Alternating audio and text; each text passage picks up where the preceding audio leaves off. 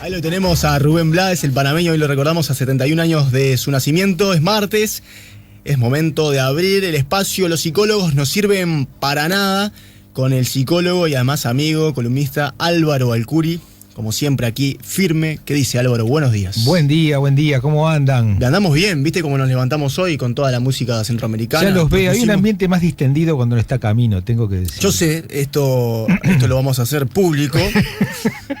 Esto lo vamos a hacer público, que por una cuestión de gustos y por una cuestión de tendencias, Camino quizás no lo hubiese puesto a ninguno de los dos. Mirá.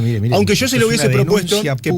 No lo hubiese puesto por una cuestión lógica y además que es una línea del programa que ya tiene 13 años y que lo puede mantener. Pero yo sé que tampoco estoy derrapando de tal manera que me pueda expulsar de aquí de la mañana en Camino. Él controla todo de todas maneras. Sí, él tiene, es como el guardián. El guardián. El guardián. Él está manejando el guardián del Ministerio del Interior. El guardián, viste, con toda la polémica. Es Camino que está totalmente desde Roma. Mirá, y desde Roma. Y desde Roma. Moravito. Y desde Roma, vos te das cuenta. Está todo está conectado. ¿Qué dice Álvaro? Bueno, hoy nos vas a proponer acerca de esta serie, del boom de la serie Stranger Things. Cosas extrañas. Cosas extrañas, ahí va, lo podemos traducir de esa manera. Cosas extrañas. Yo no la vi ni siquiera, pero ni el tráiler, ni estoy por fuera del boom de las series, al menos de las últimas populares. No estoy en contra, pero no las he visto. Antes que nada, como siempre, la advertencia. Esta no es una columna de cine, no es crítica, ni vamos a spoilear, adelantar, ni develar nada, aunque toda la serie está colgada, así que podríamos decir cómo termina todo, que no pasaría nada. Pero antes que nada eso, esta no es una columna cinematográfica ni de crítica, estamos usando el recurso de las series populares, de lo que la gente usa, consume, vive, como disparador para proponer cosas que nos parecen útiles para la relación padres e hijos. La serie Stranger Things propone una brecha, un paso, un corte, un quiebre dimensional, un agujero o algo así, por donde pasan seres de otra dimensión, absolutamente terroríficos, siniestros y no sé cuánto, en un pueblito perdido en algún lugar imaginario de Estados Unidos.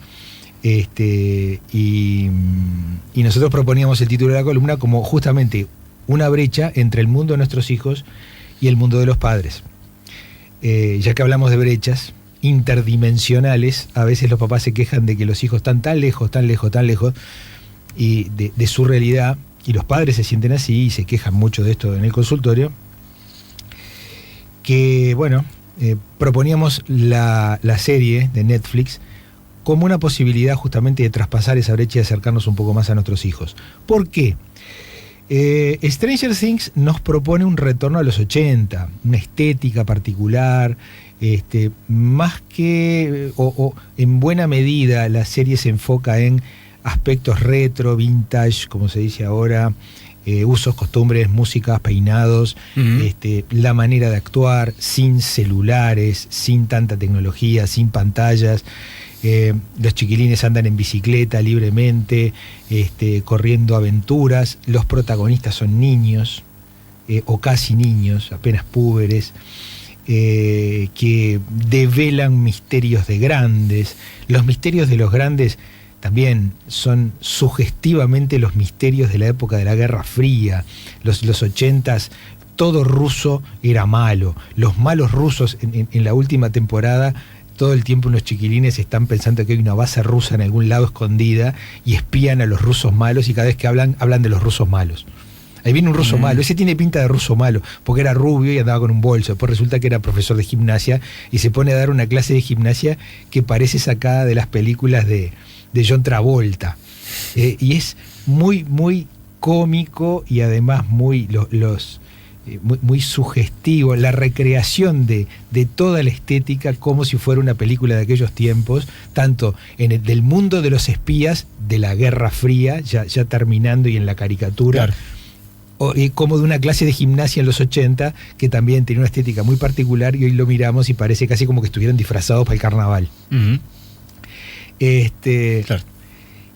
Y en ese clima se desarrollan los misterios de esta serie, que también recuerdan las películas de Spielberg, como E.T., o La Guerra de las Galaxias, las primeras, la de los 70, de George Lucas, o a las series juveniles, yo qué sé, no sé, La Niñera, no, esa no es juvenil, pero alguna de algún high school norteamericano, en donde lo principal estaba dado por estos chiquilines ingenuos que estaban creciendo, que empezaban a tener sus primeras citas y ninguna chica les daba bolilla a los hombres y las chicas aparecían como muy coquetas y al mismo tiempo muy inmaduras.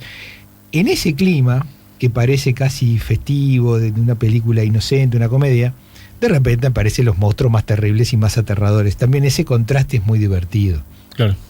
Parece decir, vos decís, ¿esta serie de qué género es? ¿Es una de monstruos del espacio malísimos y terribles o es una comedia ligera para divertirse y matarnos de la risa? Y es al mismo tiempo varias cosas. O es un recital de algún artista ochentoso. Es al mismo tiempo varias cosas. Pero no en una mezcolanza que vos decís esto es un divague. Yo te veo sonreír con escepticismo.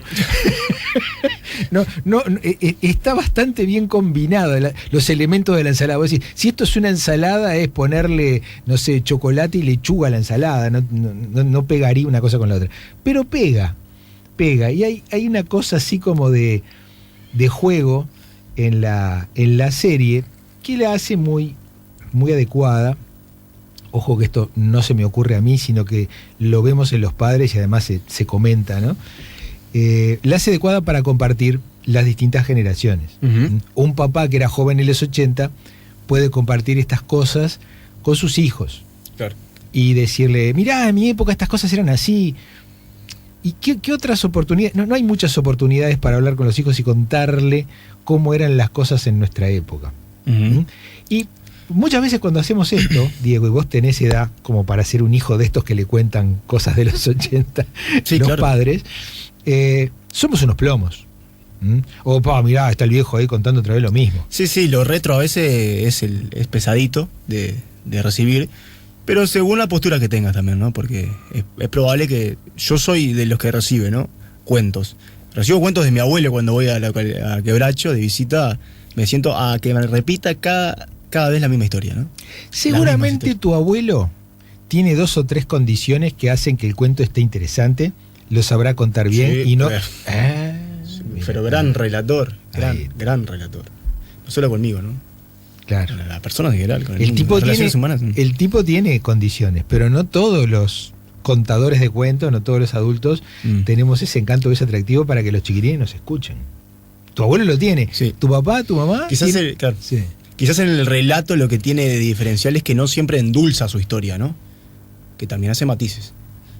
Que eso genera riqueza también. No es un gran mentiroso como algunos. Y sí, no todo era colorcito de rosas, ¿no?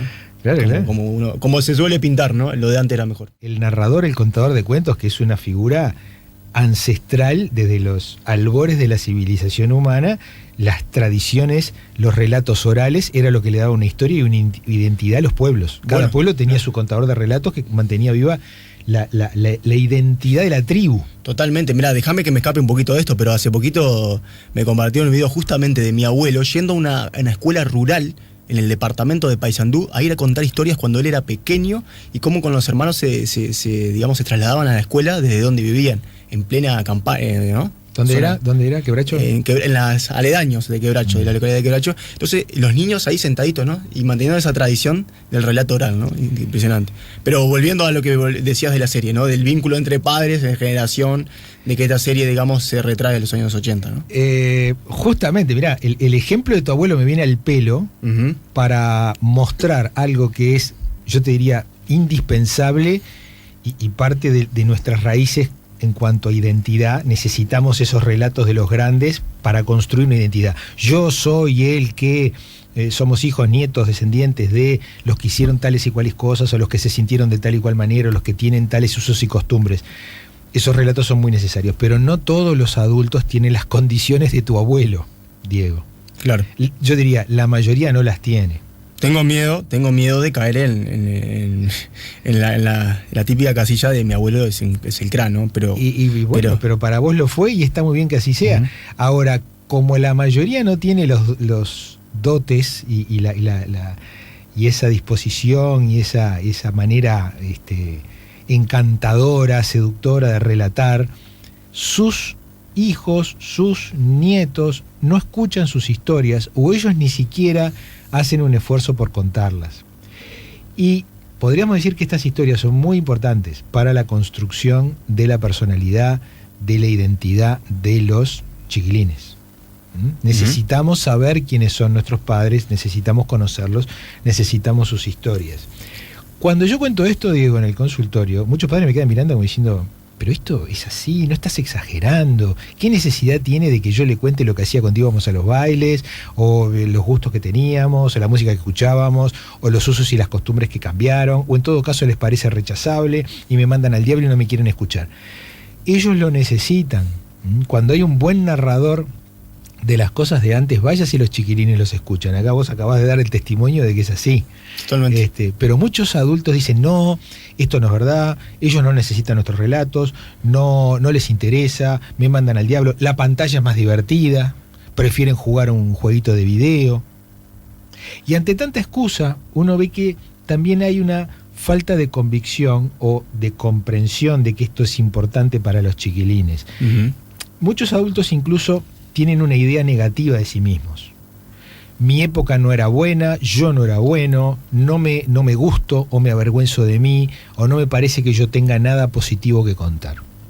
Me queda una duda si las generaciones, estas generaciones, digamos, de jóvenes de la hora, en realidad, si no es que no quieren recibir relatos de, digamos, de sus antepasados, pueden ser padres o abuelos, o en realidad sí quieren relatos, pero a través de otras plataformas, porque por ejemplo hay plataformas que los jóvenes acceden, ¿no?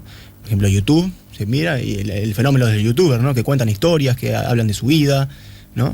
Y sí, demás. Pero en todo caso, yo qué sé, yo le quiero explicar a mis hijos quién era Porcelio Olmedo, ¿no? Sí. Ellos no lo van a ir a buscar per se, porque yo les tengo que decir, che, Porcelio Olmedo, bueno, vamos a buscarlo en YouTube y vamos a ver un sketch de Porcelio Olmedo, o de Chiquititas, o de, yo qué sé, Pepe Biondi, o de Calegrón. Bueno, qué bueno que lo podemos buscar. Pero para buscarlo, el adulto tiene que proponer buscarlo. Sí, claro.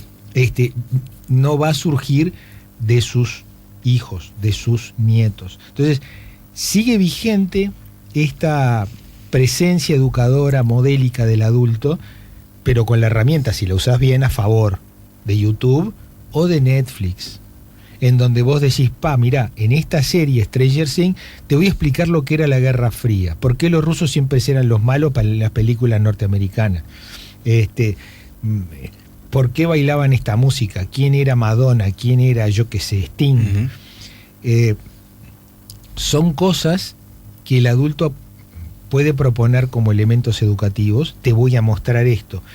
Pero también acá está el costado más oscuro y menos sabido. Muchos adultos no creen que tengan nada positivo para contarle a los chiquilines. O peor, yo no tengo cosas positivas que mostrar. Entonces, como no tengo cosas positivas que mostrar, no muestro nada. No hablo de mí, no cuento cosas de mi juventud. No tengo nada que me parezca que esté bueno para mis hijos. Imagínate el mensaje educativo entonces. También otros adultos hablan negativamente de aquellas épocas. En el pasado las cosas eran muy malas, nuestra niñez, nuestra adolescencia era una porquería, por ejemplo, estaba todo prohibido, habría dictadura. Sí. Resaltan lo malo. Entonces, una pintura negativa o una pintura inexistente como modelo no les permite a los chiquilines construir sobre un modelo.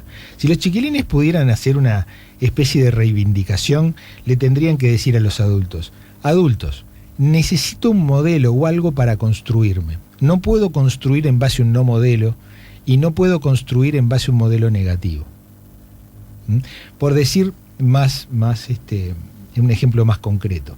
Si me estás enseñando a dibujar, si me estás enseñando a leer y escribir, no me puedes decir todos los dibujos existentes son malos, o no hay ningún dibujo existente para copiar. Bien. O las obras literarias que hay son una porquería, o no hay ninguna obra literaria. Yo para aprender a leer y escribir necesito que me digas, esta obra literaria, este libro, sea de quien sea de Cervantes o sea del Chapulín Colorado, está buena, vamos a leerla, vamos a escribir.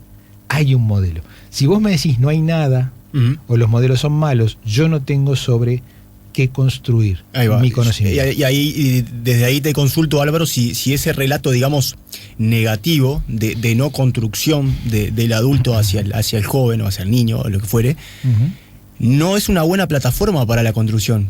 Ahí te quiero molestar en ese sentido, porque si lo anterior fue malo, te estoy contando lo que yo pasé mal, el joven puede decir, bueno, yo puedo revertir la situación y cambiar mi panorama respecto al tuyo. Es muy idealista lo que decís.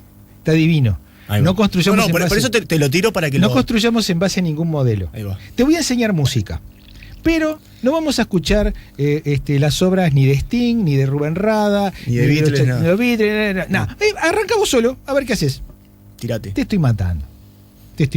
Siempre se enseña en base a modelos. Bien.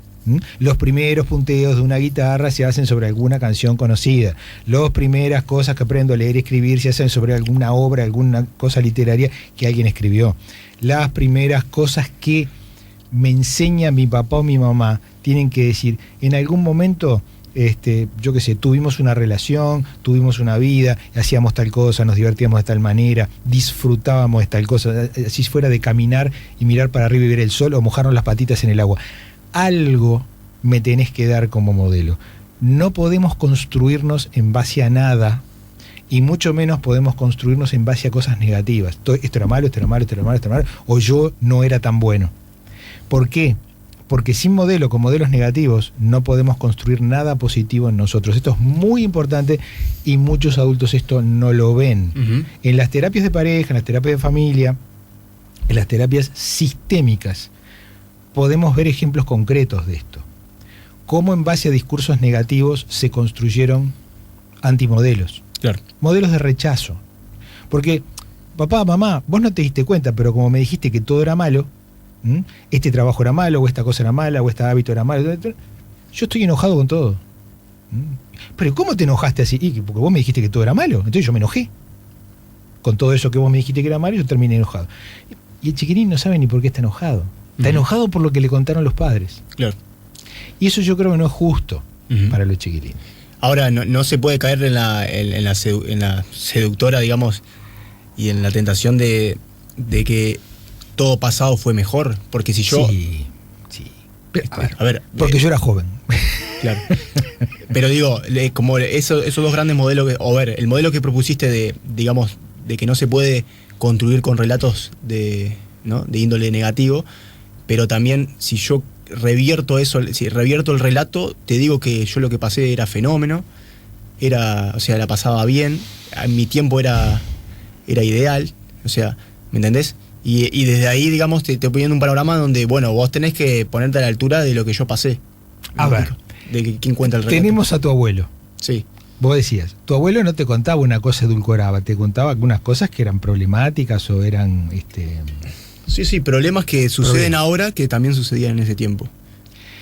Pero el buen narrador que sería tu abuelo probablemente te contaba que había una manera de enfrentar lo problemático, que eso en realidad es lo que interesa. Algo positivo que yo puedo hacer frente al problema. Entonces también es educativo contar el problema, pero mostrarme la solución. Claro. Yo no tengo por qué pintar una realidad rosa que no fue.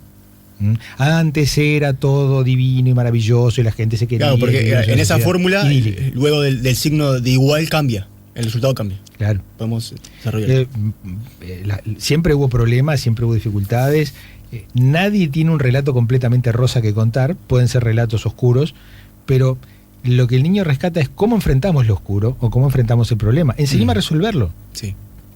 Esta sabiduría popular uno la ve en todas las culturas.